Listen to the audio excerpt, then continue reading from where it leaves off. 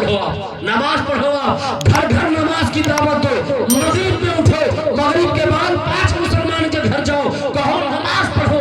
मैं आपको दर्जनों गांव का नाम बता सकता हूँ जहाँ मेरा दौरा हुआ है, जहाँ 6, 7, 8 नमाजी थे, आज अल्हम्दुलिल्लाह 100, 150, 50 नमाजी 5 वक्त है। वजह यह है गाँव आपकी है, आपका है, मस्जिद आपकी है, मुतवल्ली आपके है, इमाम आपका है, बेटा आपका है, दादा आपके है, बाप आपके है।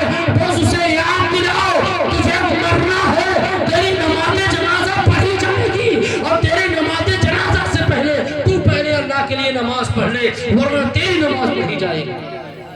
तो आपको बताऊं अल्हम्दुलिल्लाह उन गांवों में नमाजी बढ़ गए और जहां 10-10 नमाजी थे आज 50-50 नमाजी बन गए। हमारे इलाके की बात हजरत वगैरह गवाह इस बात की। तो हमारी असल तकरीर यही है, क्या है? नमाजी बन जाइए। क्या बन जाइए? नमाजी। और आपको एक बात और बताओ, कुछ लोग नमाजियों को टारगेट करते हैं मस्जिद में, कहते हैं भैया शुरू कियो कब तक आओगे, पुराने जो नमाजी होते हैं। ये गलत बात है, ऐसी बात ना बोलिए। अल्लाह के बंदे का जब दिल दुखता है तो अल्लाह नाराज। आप कौन होते हो कहने वाले कि कब तक आओगे? बंदा और रब जानता है कि अल्लाह और उसके बंदे के दरमियान कितना मजबूत रिश्ता है, ये वो जानता है कि मजबूत है कि कमजोर। इसलिए आप मस्जिदों को आबाद करिए। और एक सच्चा फार्मूला आपको बताऊं, अगर चाहते हो कभी ब्रेन हैमरेज ना हो, सर में दर्द ना हो, तो नमाज पढ़ा करो। चाहते हो बुढ़ापे में आंख की रोशनी बरकरार रहे तो नमाज पढ़ा करो। चाहते हो कान में मशीन ना लगाना पड़े तो नमाज पढ़ा करो। इसलिए हाइपर्स ने इस बात कहा है कि मैं दुनिया में सबसे बड़ा योगा मास्टर, मुझसे बड़ा कोई योगा मास्टर नहीं था। मैं परेशान था, हर पार्ट्स का योगा जानता था, हर अज़्म का योगा जानता था, लेकिन मैं परेशान था कि ब्रेन में ब्लड कैसे पहुंचाया जाए, ब्रेन के नसों में हमारे ब्लड सर्कुलेशन कैसे करेगा। मैं परेशान था। कहा एक दिन मैंने देखा कि एक एयरपोर्ट पर जो इबादत खाना, इबादत गाह बनाई जाती है, वहां बगल में गया वाश बेसिन में हाथ धुलने। कहा मैंने देखा कि एक शख्स खड़ा है, फिर वो छुप गया, फिर वो सजदे में गया। तो जब सजदे में गया तो उसका सर नीचा और उसका सीना ऊपर। तो कहा मेरे सवाल का जवाब मिल गया कि पंप हार्ट का, ब्लड का पंप कहाँ है? कहा हार्ट है। कहा हार्ट का काम क्या है? कहा जब ये दिल चलता है तो ब्लड सर्कुलेशन होता है, तो नीचे ये दिल है तो ऊपर से पंपिंग के लिए परेशानी होती है। और जब पंप कमजोर होता है तो चौथे माले को पानी नहीं पहुंचाता, तीसरे माले को पानी नहीं पहुंचाता।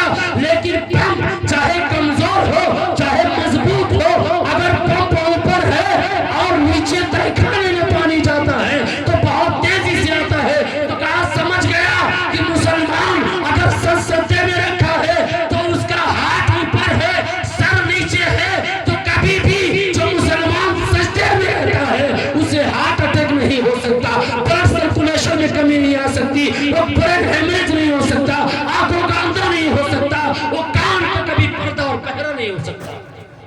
कहा नमाज पढ़ो, कहा नमाज पढ़ो। तो मुसलमानों नमाज पढ़ो। आप नमाज पढ़ोगे तो बीवी खुश रहेगी, नमाज पढ़ोगे बहू से झगड़ा नहीं होगा।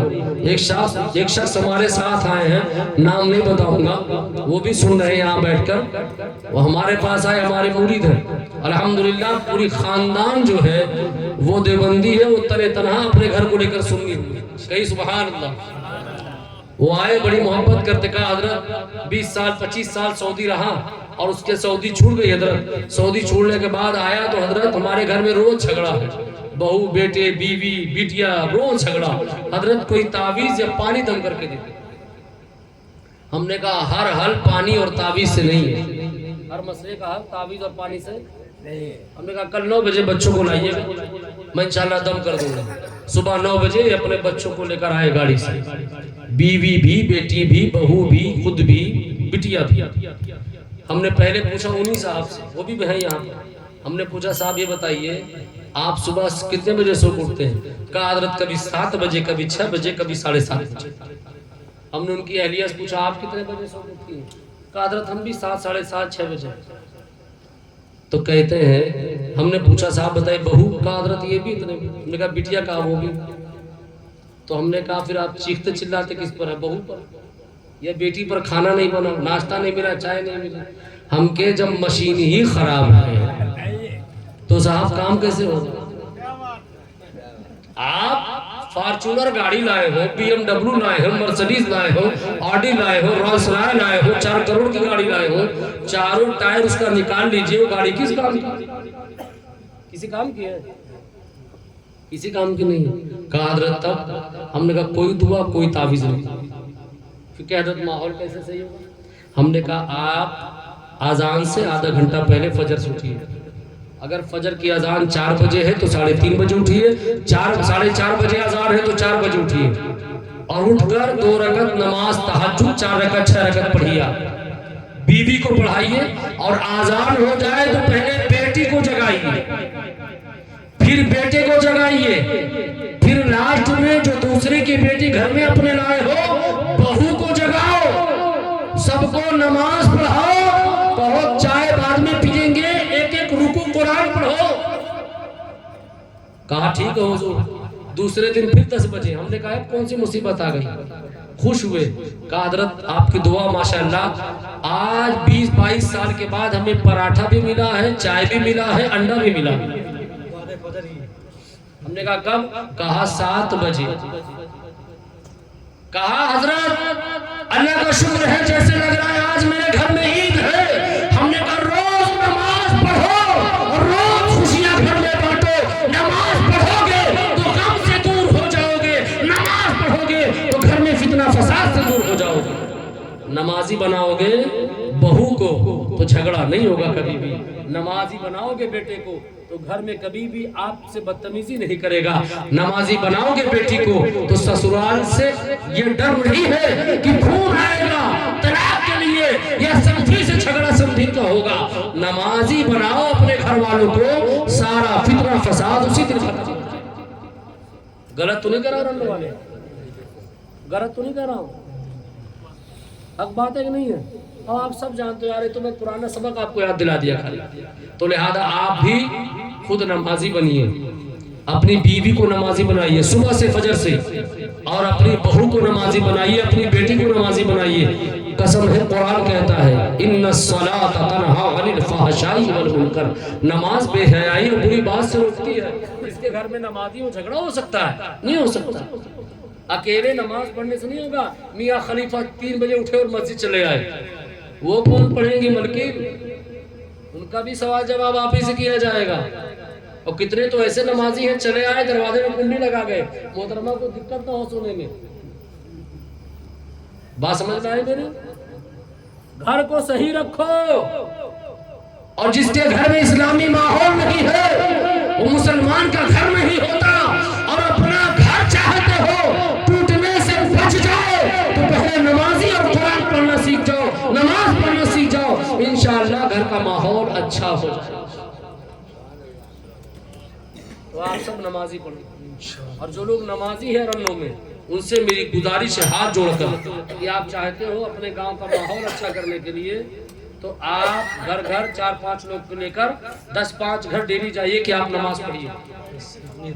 और एक बात और बता दूं, मेरी अपनी बात है ये, इस फिर आखिरी बात है, मेरी अपनी बात है। बहुत सारे लोग कहते हैं, जैसे मैं जमालुद्दीनपुर का रहने वाला हूँ, तो आदमी कहता है अरे हजरत ये कभी गाँव ना सुधरेगा। जब जमालुद्दीनपुर के लोग कहते हैं, रन्नो वाले कहेंगे अरे हजरत रन्नो कभी ना सुधरेगा। इमामपुर कहीं कर अरे हजरत मैं इमामपुर का, इमामपुर कभी नहीं सुधरेगा। अब मेरा जुमला सुनो, जो बिगड़ा हुआ होता है वही ये बात कहता है, और जिसको अज़्म है, हौसला है, तहरीक है, वो कुछ कर दिखाना चाहता है तो पहले खुद सुधरता है फिर दूसरों को सुधारता है। वो कतई कभी नहीं कहता कि नहीं सुधरेगा। अरे तू पहले खुद बदल, तेरे पीछे लोग बदलते चले जाएंगे इंशाअल्लाह। पहले अपने अंदर बदलाव लाइए। दूसरों को बेहतर बनाने से अच्छा पहले खुद आप बेहतर बनिए और चुगलखोरों से दूर रहिए, बुराई से दूर रहिए। चुगलखोरी अगर कोई चुगलखोर करे, हाथ पकड़े तो आप पकड़ कर कहो चलो पूछाओ फला साहब से अगर मेरी बुराई हो रही है, तो इंशाल्लाह उसी दिन से रन्नों में चुगलखोरी खत्म हो जाएगी इंशाअल्लाह अजीज। मेरे यहाँ भी बहुत चुगलखोर थे साहब, चुगलखोरी खत्म हो गई। मेरे यहाँ भी 2 पार्टी थी, पार्टी बंदी खत्म हो गई। और बहुत सारे ऐसे गांव में 3-3 4-4 पार्टियां रही हैं। चुगलखोरी ही ये सारे फितना फसाद का जन्मदाता है, इसलिए उसे दूर रहिए, उसे दूर रहिए। और दूर रहेंगे तो अच्छी बात है इंशाअल्लाह, आपकी आक़िबत संवर जाएगी, आपकी आखिरत संवर जाएगी।